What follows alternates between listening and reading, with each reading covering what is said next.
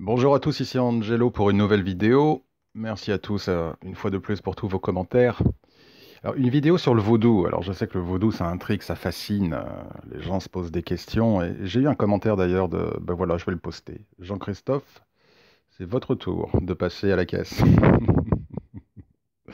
Bon, c'est votre question que j'ai choisie, même si j'ai répondu un peu brièvement. Mais du coup, je voulais un peu élargir le propos aussi par rapport au vaudou, notamment parce que il y a quelques jours, j'ai eu une consultation avec une cliente qui s'est mise à installer un hôtel, on va dire un peu vaudou, enfin, plus ou moins vaudou, enfin plus moins que plus, sur soi-disant les directives de quelqu'un. Enfin bon, donc du coup, ces deux éléments mélangés, j'ai décidé de faire une vidéo pour parler un petit peu du vaudou. Bon, alors lisons la question de Jean-Christophe, à laquelle je répondrai en filigrane durant toute la vidéo. Alors, merci Angelo, juste deux questions s'il vous plaît. Vous avez parlé à un moment du maître vaudou que vous aviez et mentionné que vous l'avez quitté car il était mauvais. Pensez-vous que c'est le vaudou qui a pu le rendre mauvais? Ou bien est-il comme ça de nature? Deuxième question de votre position. Que pensez-vous de cette religion-là, le vaudou? Encore merci. Alors j'ai déjà une vidéo sur le vaudou où j'ai exprimé un petit peu ce que je pensais de cette religion, car le vaudou est une religion. Faut bien le comprendre. C'est pas beaucoup de gens aujourd'hui considèrent le vaudou comme une pratique magique, ou de sorcellerie, ou magique en général. C'est tout d'abord une religion, et une très belle religion. Bon. Mais je vais quand même vous donner, évidemment, répondre à Jean-Christophe, et vous donner un petit peu les raisons pour lesquelles je vous déconseille de vous lancer dans le vaudou. La raison pour laquelle je vous déconseille d'entrer dans le vaudou, c'est tout d'abord que 9 fois sur 10, si c'est 9,9 fois sur 10, vous tomberez sur des gens qui ne sont pas légitimes. Et il faut comprendre que le vaudou fait appel à des esprits très particuliers, les Loas, et qu'il y a toute une tradition derrière cette religion du vaudou et le service qui est attribué à ces esprits. Et si vous ne rencontrez pas un Ungan, ce qui est le prêtre vaudou, ou une Mambo, ce qui est la prêtresse vaudou, donc si vous ne rencontrez pas un Ungan ou une Mambo qualifié, je parle en termes simples pour vous faire comprendre, compétent, honnête, sincère, légitime, ben, vous allez avoir beaucoup de problèmes. Alors, au pire, vous allez juste cramer votre argent pour rien. Enfin, au mieux, vous allez juste cramer votre argent pour rien. Au pire, vous allez commencer à faire mumuse avec des forces que vous ne maîtrisez pas. Et le jour où il faudra les calmer, ces forces, parce que ces forces-là, elles peuvent s'énerver très facilement, ben, il n'y aura personne derrière vous pour vous aider. Et là, votre vie, elle est par terre. Donc, on ne touche pas au vaudou. Pour cette raison-là en particulier. Il faut bien comprendre que traditionnellement, pour ceux qui souhaitent s'initier au vaudou, je choisis le terme à dessein, vous allez comprendre ultérieurement pourquoi. Pour ceux qui souhaitent s'initier au vaudou, la procédure typique, traditionnelle, est la suivante. Et bien évidemment, pour les quelques-uns d'entre vous qui ont été en contact avec des gens qui soi-disant font du vaudou et les ont dirigés ou leur ont vendu des trucs ou leur ont dit comment préparer un hôtel, je suis prêt à parier ma maison que ça ne s'est pas du tout passé comme ça pour vous. Preuve que ça ne respecte pas la tradition. Traditionnellement, comment ça se passe? D'abord, en général, il doit y avoir un appel. Un appel, ça peut être un rêve, quelque chose où vous avez déjà un Loa qui apparaît, qui vous fait comprendre qu'en gros, les Loas souhaitent que vous, voilà, que vous les serviez. Voilà, ça c'est quand ça arrive, déjà, vous êtes bien. Bon, mettons de côté cette hypothèse-là. Admettons que vous n'ayez pas eu de rêve ou de vision ou de signe qui vous fasse comprendre que vous devez être initié au vaudou. Typiquement, comment ça se passe? Vous rencontrez un prêtre vaudou, d'accord? Et vous lui mentionnez, vous lui indiquez votre attrait pour cette religion. Et la première chose que ce prêtre vaudou, bon, je vais dire prêtre vaudou plutôt que Ungan, Mambo. Vous avez compris, Ungan, c'est le prêtre homme vaudou, Mambo, c'est la prêtresse femme vaudou, d'accord? Bon, je vais dire prêtre vaudou, voilà, ce sera plus simple.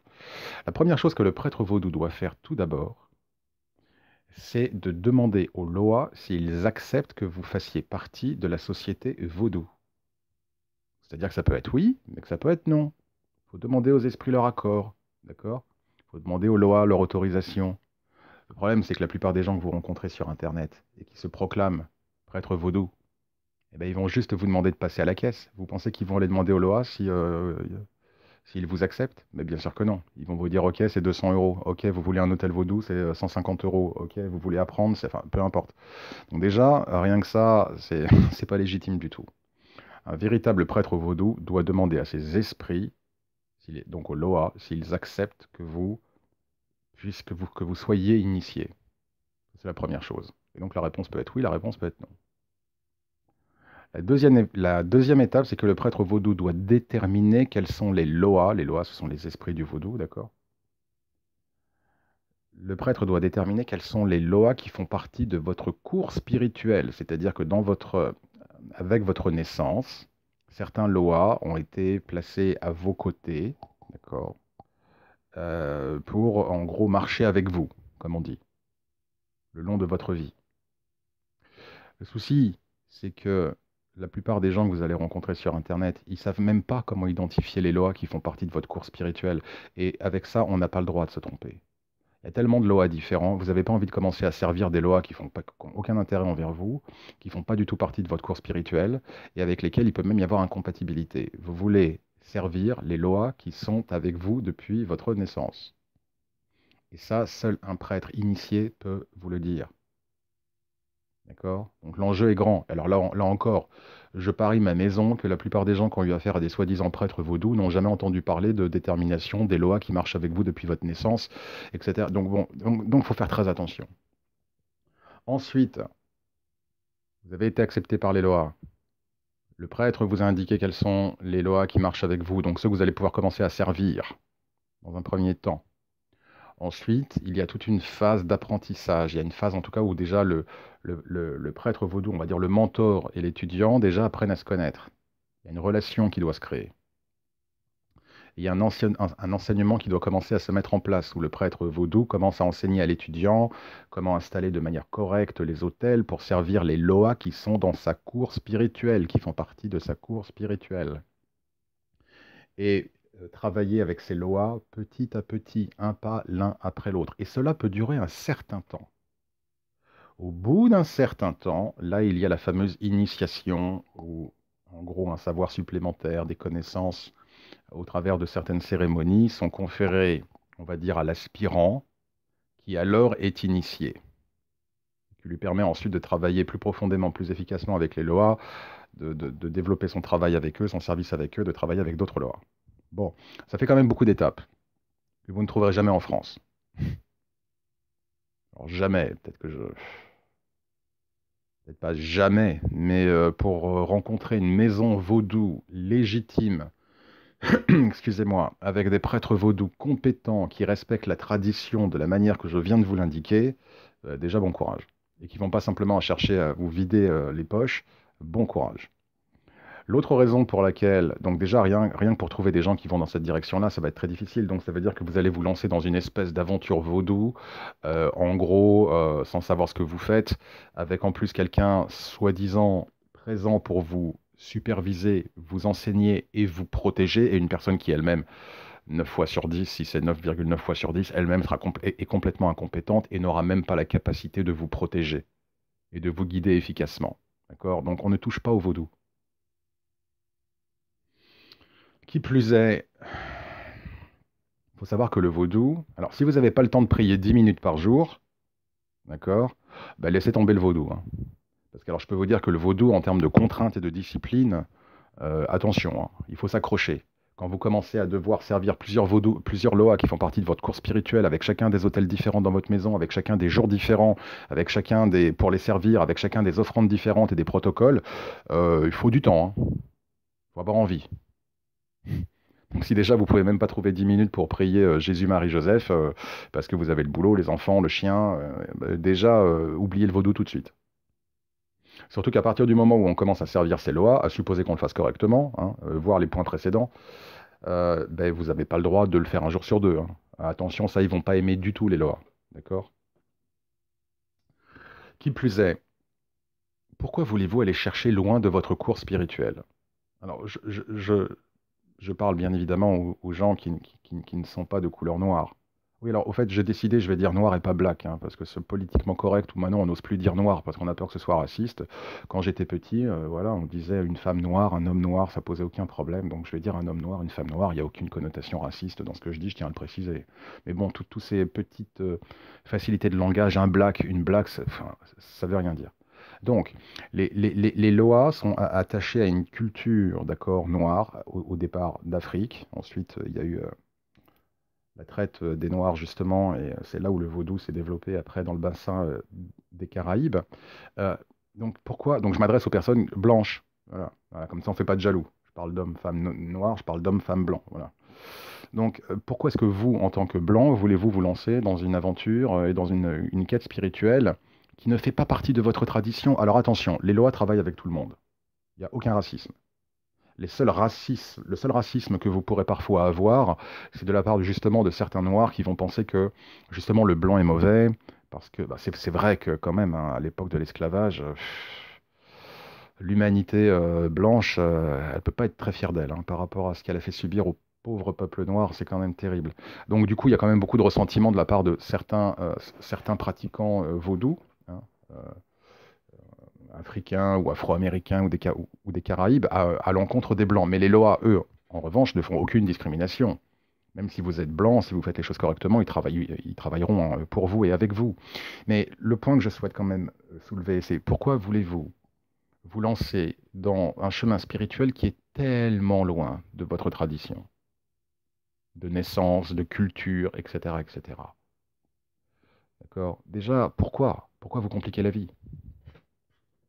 Qui plus est, autre point que je souhaite soulever, et Jean-Christophe, je n'oublie pas votre question.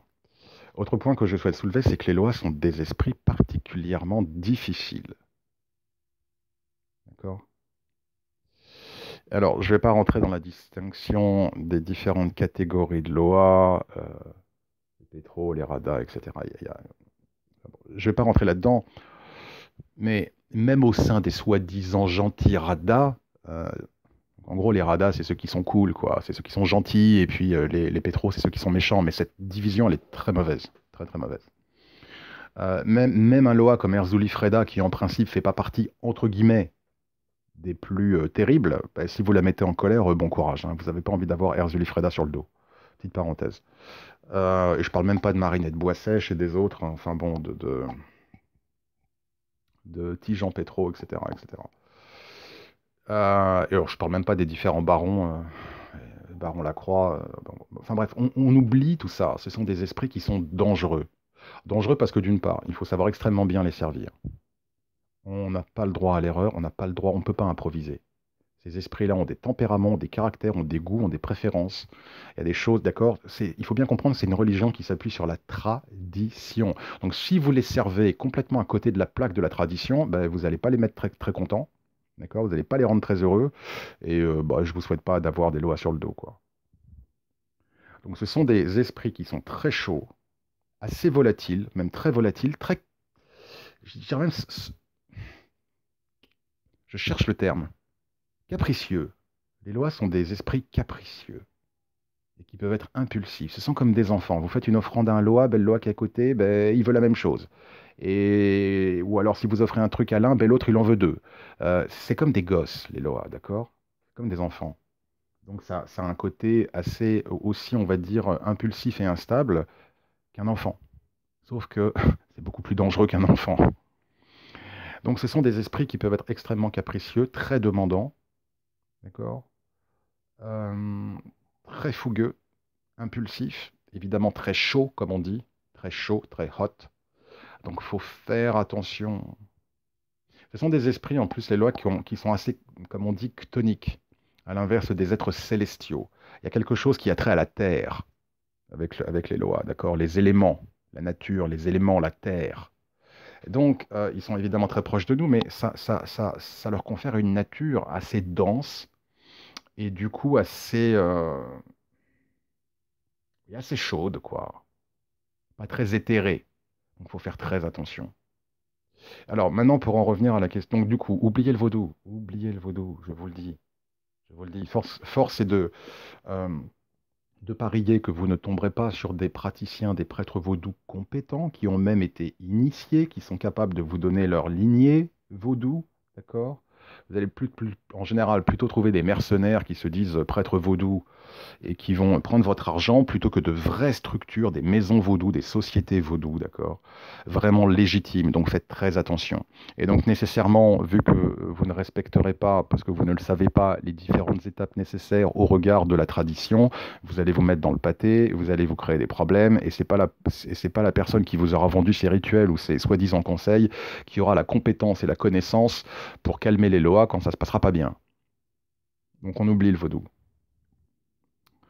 qui pourtant, c'est bien dommage, hein, est une magnifique religion, et les lois sont des esprits merveilleux. Il faut savoir ce qu'on fait. Il faut vraiment savoir ce qu'on fait, il faut être très bien guidé et supervisé. Il faut avoir une supervision et une guidance tip-top, d'accord? Et même si vous tombez sur des gens compétents, vous n'êtes pas à l'abri de mauvaises personnes, comme ça a été mon expérience. Donc, attention. Maintenant, par rapport à la question de Jean-Christophe, vous parlez à un moment du maître vaudou, on va dire le prêtre vaudou, on va enlever le qualificatif de maître, il ne le mérite pas.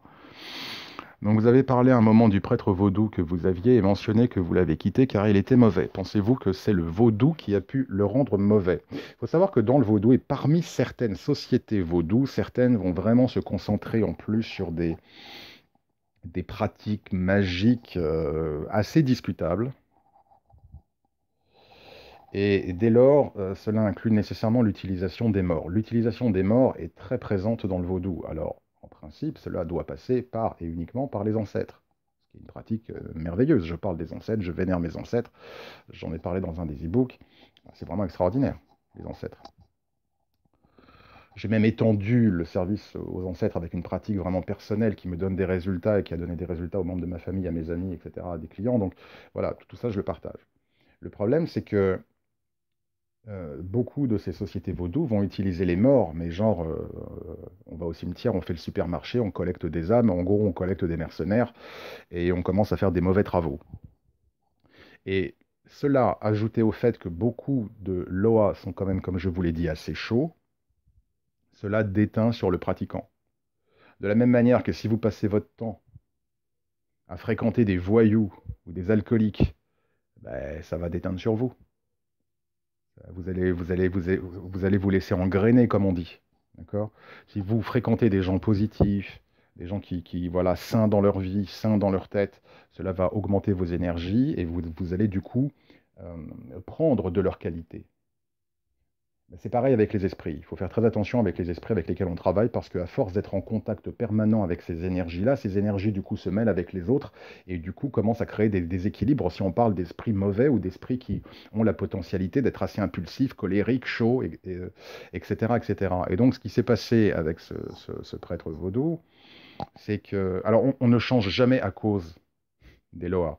Mais en revanche, le fait d'être avec des esprits chauds, des esprits impulsifs, et en plus de commencer à faire un travail nécromantique très malfaisant et très négatif, ne fait que exacerber des choses que le prêtre vaudou en question avait déjà à l'intérieur de lui. En gros, c'était pas un bisounours qui est devenu Dracula.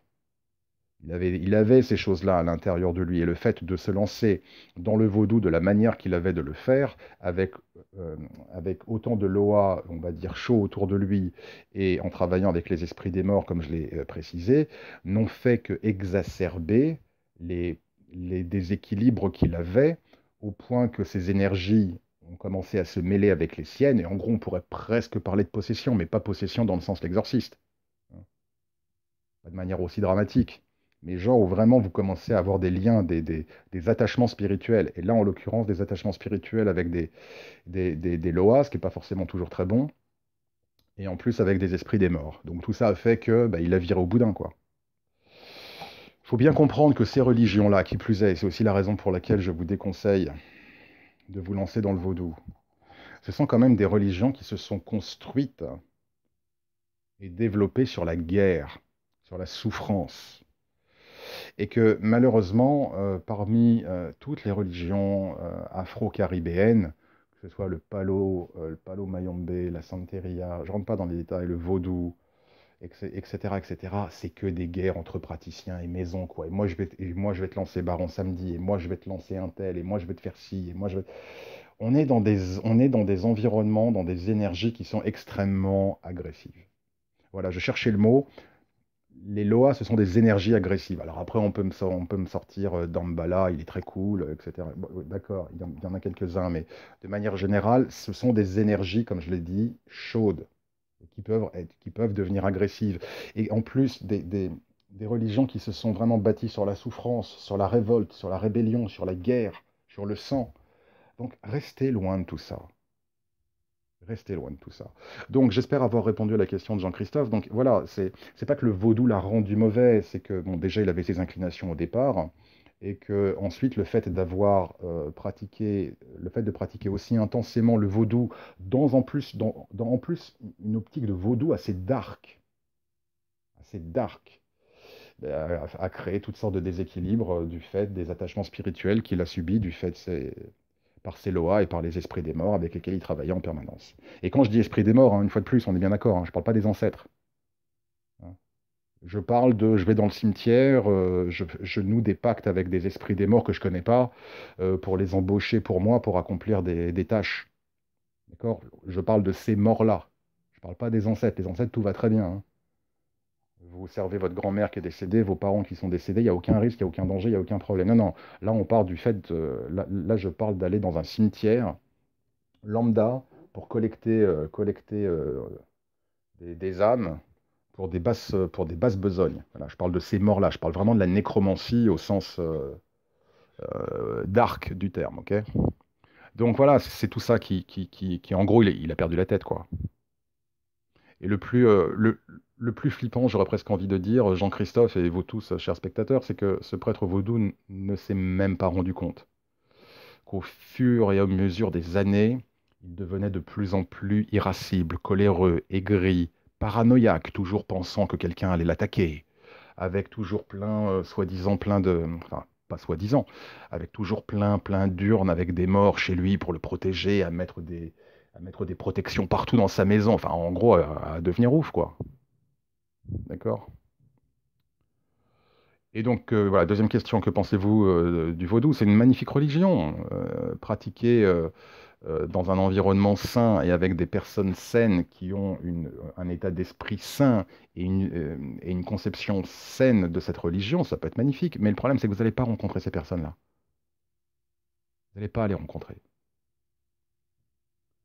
Même des maisons vaudou compétentes avec des prêtres vaudou compétents, généralement, tout ce qu'ils cherchent à faire, c'est voler l'argent du petit gars ou de la petite nana qui a un intérêt pour le vaudou parce qu'il y a un mépris. Il y a un mépris du blanc, il y a un mépris de... Voilà. Donc même si vous allez en Haïti, par exemple, parce que, en ce qui me concerne, c'était le vaudou haïtien, pas le vaudou africain. Même si vous allez en Haïti pour trouver des Oungans et des Mambos qui vont vous regarder avec un œil euh, compatissant et empathique, ben déjà bon courage. N'oubliez pas que là-bas, en plus, ce sont des peuples qui crèvent la dalle, quoi.